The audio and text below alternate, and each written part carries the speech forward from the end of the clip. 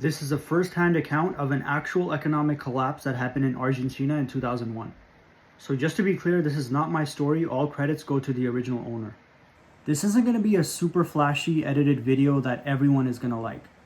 This is for the true preppers who want a real-life example of an actual SHTF scenario from the perspective of someone who has a preparedness mindset. Before I start reading, keep in mind that in this document there are a lot of spelling and grammar mistakes and there are a lot of run-on sentences. I'm just going to read it the way he wrote it. And there are certain words in the document that I cannot say because of the new rules, so I'm either going to spell them out or substitute them for something else. This is a really fascinating read, which I hope you guys will really enjoy. Let's get started. My brother visited Argentina a few weeks ago. He's been living in Spain for a few years now. Within the first week, he got sick. Some kind of strong flu, even though climate isn't that cold, and he took care of himself. Without a doubt, he got sick because there are lots of new illnesses in my country that can't be found in first world countries. The misery and famine led us to a situation where even though you have food, shelter, and healthcare, most of others don't. And therefore they got sick and spread diseases all over the region. What got me started on this post is the fact that I actually saw this coming and posted on the subject here at Frugals.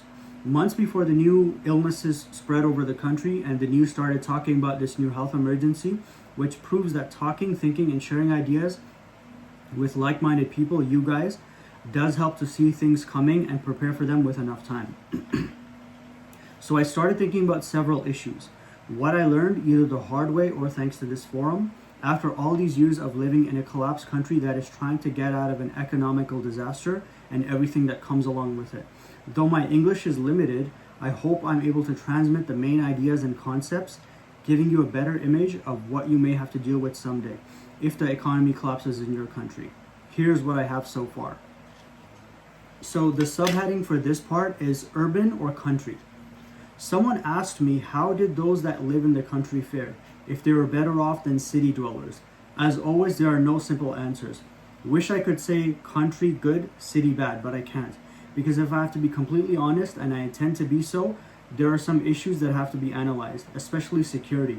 Of course, that those that live in the country and have some land and animals were better prepared food-wise.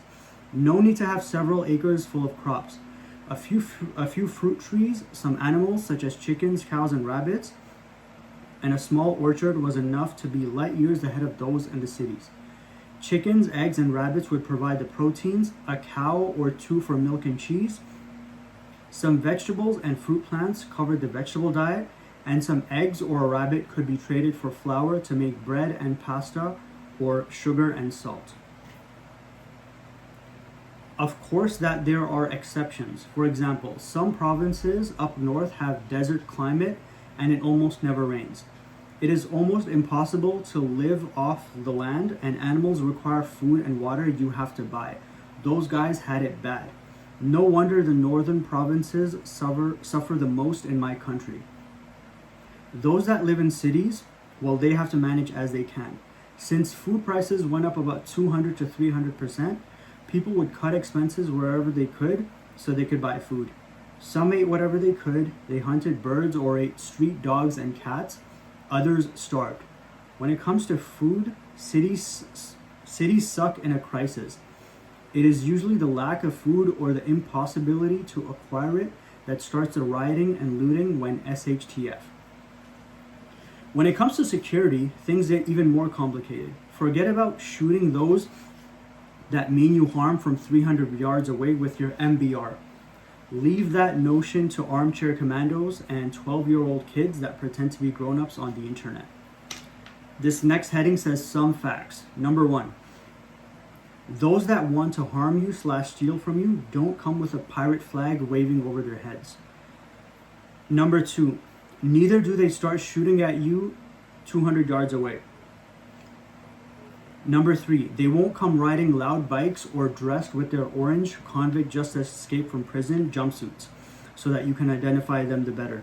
Nor do they all wear chains around their necks and leather jackets.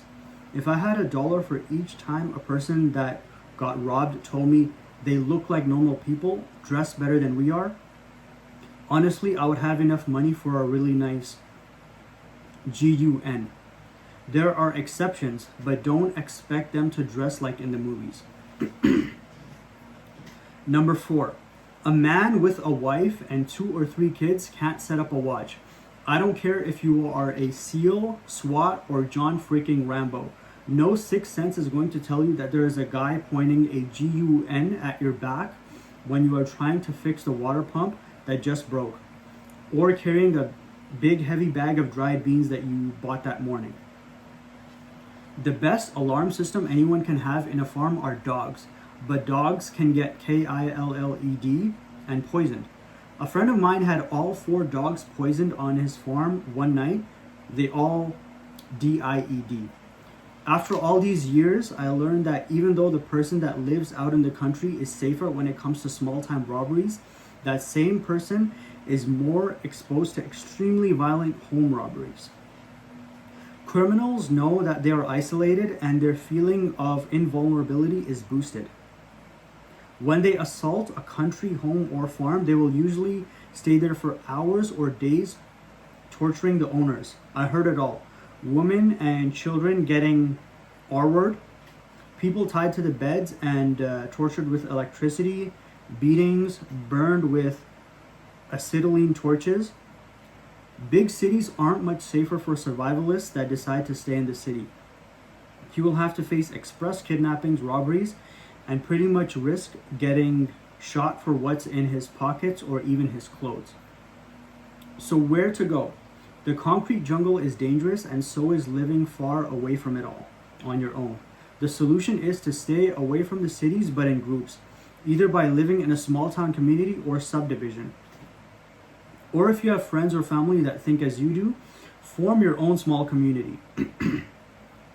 Some may think that having neighbors within shouting distance means losing your privacy and freedom, but it's a price that you have to pay if you want to have someone to help you if you ever need it.